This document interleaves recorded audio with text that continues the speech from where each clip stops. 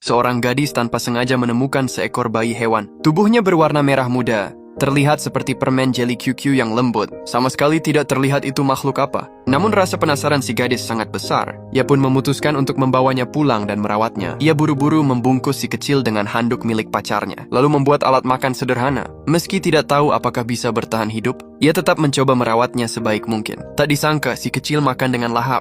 Agar ia bisa hidup dengan baik, si gadis menyuapinya sendiri setiap beberapa jam. Setelah memastikan kenyang, ia kembali membungkusnya rapat dengan handuk pacarnya, sambil menenangkannya agar tidak takut. Dengan perawatan yang sangat telaten, si kecil mulai tumbuh bulu putih bersih dan terus mengeluarkan suara. Terlihat sangat mirip seekor tikus. Namun demi mengetahui identitas aslinya, si gadis tetap menggertakkan gigi dan merawatnya. Melihatnya tertidur nyenyak di telapak tangan, hati si gadis benar-benar meleleh. Ia tak pernah menyangka, si kecil justru menganggap telapak tangannya sebagai tempat paling aman. Begitu tangan itu hendak dilepas, si kecil langsung menangis tanpa henti. Seiring waktu, si kecil pun tumbuh semakin besar, dengan mata bulat yang berkilau. Barulah saat itu si gadis menyadari bahwa ia adalah seekor sugar glider. Tanpa disadari, keputusan di awal itulah yang memberinya seekor hewan peliharaan super menggemaskan. Karena terlalu lucu, si gadis sering memegang dan memainkannya. Anehnya, si kecil tidak menolak, justru memejamkan mata menikmati perhatian tersebut, hingga akhirnya tertidur pulas. Agar ia merasakan hangatnya rumah, si gadis bahkan memperkenalkannya pada anjing peliharaannya. Akibat keputusan itu, si kecil malah belajar menirukan suara gonggongan anjing, membuat si gadis tertawa geli. Semakin hari, bulunya semakin lebat, penampilannya yang menggemaskan membuat si gadis benar-benar jatuh hati.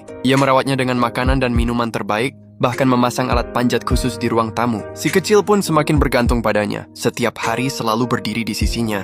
Begitu dilepaskan, ia langsung menyalakan mesin kecilnya dan berlari secepat kilat kembali ke pelukan si gadis. Ia tak ingin berpisah sedetik pun.